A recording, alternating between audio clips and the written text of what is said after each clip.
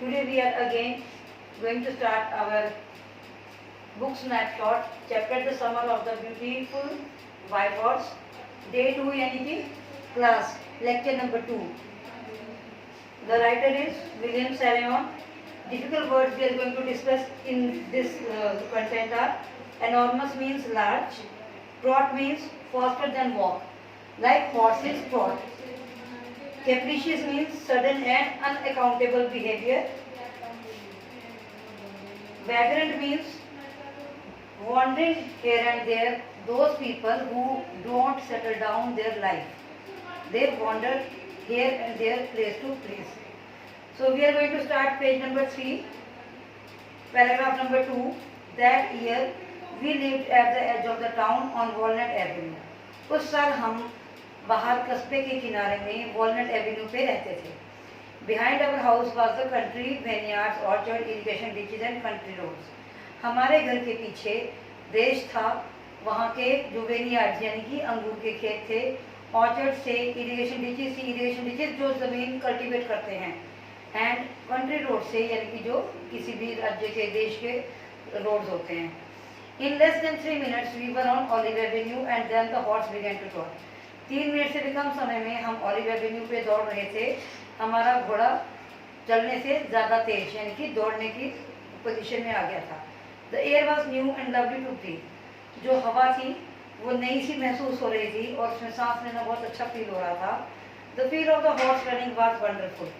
Horse के भागने की जो फीलिंग हम महसूस कर सकते थे while riding, that was wonderful. My cousin Murad, who was considered one of the craziest member of the family, began to sing. I mean he began to roar. मेरा कज़न मुराद, जिसको कि फैमिली का सबसे सनकी इंसान माना जाता था, उसने गाना शुरू कर दिया. I mean चिल्लाना शुरू कर दिया. Every family has a crazy streak in it somewhere, and my cousin Murad was considered the natural descendant of crazy streak in our tribe.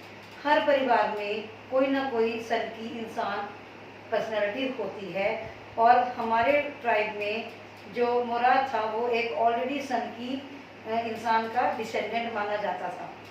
Before him was our uncle Khosrove, an enormous man with a powerful head of black hair and largest mustache in San Joaquin valley, and so furious in temper, so irritable, so impatient that he stopped anyone from talking by roaring.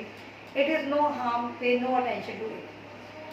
इनसे पहले, किससे पहले? मुराद से पहले हमारे परिवार में, हमारे ट्राइब में अंकल कोसर वो थे जो कि बहुत लंबे चौड़े आदमी थे और जिनका एक बहुत पावरफुल ब्लैक हेयर वाला हेड था और जिनकी मूंछें बहुत ज़्यादा स्ट्रॉन्ग थी और जो कि फ्यूरियस इन टेम्पर, उनको बहुत जल्दी गुस्सा आता था और वो बहुत इरिटेबल थे. मतलब इरिटेट करते हैं, किसी किसी का बिहेवियर हमें इरिटेट करता है उस वे में. और सो इम्पेशेंट, बहुत ज़्यादा जल्दी अपना धैर्य खो देते थे. That he stopped anyone from talking by roaring. इतना ज़्यादा इम्पेशेंट थे कि वो किसी को भी बात करते करते चुप करवा देते थे चिल्लाकर. इट इज़ नो हार्म, पे नो अटेंशन. उनकी बातों पे ध्यान ना देने का कोई गलती नहीं थी, ध्यान देने में कोई गलती नहीं थी. Means uncle Khosrove was also a craziest person of the tribe and Mourad was considered as his descendant. ऐसा लगता था कि उनका डिसेंडेंट ही मुराद है. That was all, no matter what anybody happened to be talking about. Once it was his own son Arak running 8 blocks to the barber's shop where his father was having his mustache trimmed to tell him their house was on fire. अब ये बात है कि उनके father, ये कौन father? Uncle Khosrove वो. He was on a barber shop, was trimming his mustache, and at that shop his son came कि उनके घर को आग लग गई है. their house get on fire. तो भी this man Khosrove sat up the chair and roared. Khosrove chair से एकदम उठा और जोर से चिल्लाया. it is no harm, pay no attention to it. कोई नुकसान नहीं होता, कोई जरूरत नहीं है ध्यान देने की. the barber said, but the boy says your house is on fire. Barber ने कहा, जो बाल काटता है बार्बर, नाई, उसने कहा सर ये आपका बेटा है और आपका घर फायर पे है. Even then so Khosrove roared enough, it is no harm, I say. मैंने कह दिया सो कह दिया कि इसमें कोई चिंता वाली बात नहीं है, कोई नुकसान नहीं होता। See how crazy he was, only he was just trimming his mustache by the barber, even then he said कि it is no harm, instead his own house was on fire, so he was craziest. My cousin Murad was considered as the natural descendant of this man. मेरा जो cousin मुराद है वो इसका natural descendant माना जाता था, follower, मतलब उसकी जो फीचर्स थे अंकल कोसर्बो में वो मुराद में भी थे, तो वो उसका नेचुरल डिसेंडेंट मानते थे उसको। और तो मुराद फादर वाज जोराब, जबकि मुराद के फादर कौन थे? जोराब थे। Who was a practical and nothing, वो बहुत प्रैक्टिकल थे अपनी लाइफ में और कुछ नहीं। That's how it was on in our tribe, ये सब हमारे ट्राइब में थे। A man that he was also the father of the spirit. The distribution of the various kinds of spirit of our tribe had been from the beginning capricious and vagrant. जो ये distribution of the features था उनके tribe में लोगों का, वो capricious means sudden and unaccountable changes in the behaviour. वो कह रहे हैं कि उनके ट्राइब का ये भी एक फीचर था कि लोगों का जो बिहेवियर था वो सडनली चेंज होता था और अनअकाउंटेबल था, हम सोच नहीं सकते जिसको। और vagrant means wandering persons, here and there, not having the settled life. कहते हैं ये भी दो फीचर्स हमारे ट्राइब के थे। कौन से दो फीचर्स? एक तो ये कि sudden and unaccountable changes in the behaviour. Second feature, wandering people थे, they are not having settled life. We rode on my cousin Mourad sang, for all anybody knew we were still in the old country where, at least according to some of our neighbors, we belonged. We let the horse run as long as it felt like running. तो जहाँ हम riding कर रहे थे वो जगह थी पुराने देश की जहाँ कभी हमारे नेबर भी रहते थे और हमने भी वहाँ अपना टाइम स्पेंड किया है। हमने हॉर्स को इतना ही तेज रन करने दिया, दौड़ने दिया जितना कि वो दौड़ सकता था। At last my cousin Murad said, "Get down, I want to ride alone."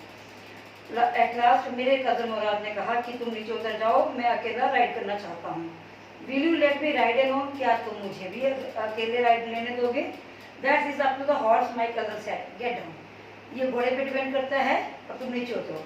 The horse will let me ride, I said, horse मुझे अपने ऊपर चढ़ने देगा, मैंने कहा। We shall see, he said, don't forget that I have a way with the horse. Well I said, anyway you have with the horse, I have also. For the sake of your safety, he said, let's hope so, get down. All right, I said, but remember, you have got to let me try to ride alone. वो दोनों brothers की आपस में बात हो रही है। उसका ब्रदर मुराद कहता है कि तुम नीचे उतरो, मैं अकेला राइड लेने जाऊंगा।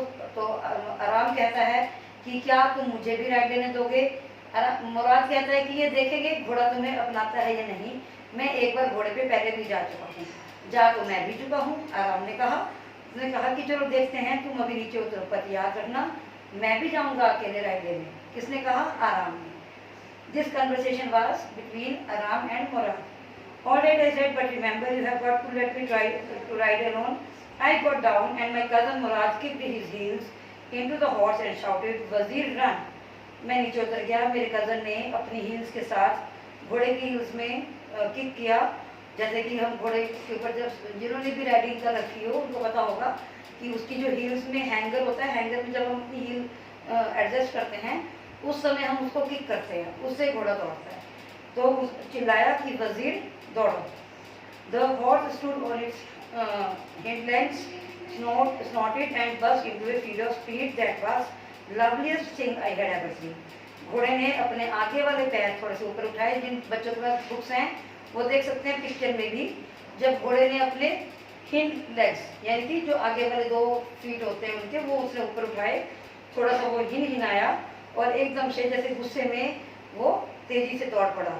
ये एक सबसे प्यारी चीज़ थी जो कि मैं फील कर सकता था। My cousin Murad raised and horse across a field of dry grass to an irrigation ditch, crossed the ditch on the horse and 5 minutes later returned dripping wet.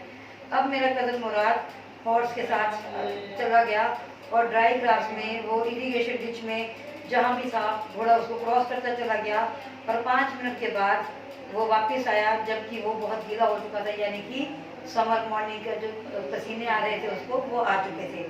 The sun was coming up, घोड़ा the sun was coming up, यानी कि सूरज उदय हो चुका था. Now it is my turn to ride. I said, अब ये मेरी टर्न है राइड लेने की. My cousin Mourad got off the horse. Ride, he said. मेरा कजन मुराद घोड़े से नीचे उतर गया. उसने कहा ठीक है, तुम राइड कर सकते हो. See guys, after this again one lecture will be there and the pending lesson will be completed in the next day 3 class. Till this point, right, he said, page number 5. If you have any problem, please, always students are having my contact number, can ask me personally, can send me WhatsApp messages, and the students who are not having my contact number, they can comment in the comment section. They can share their problems in the comment section. I'm always there to sort out them. Thank you so much.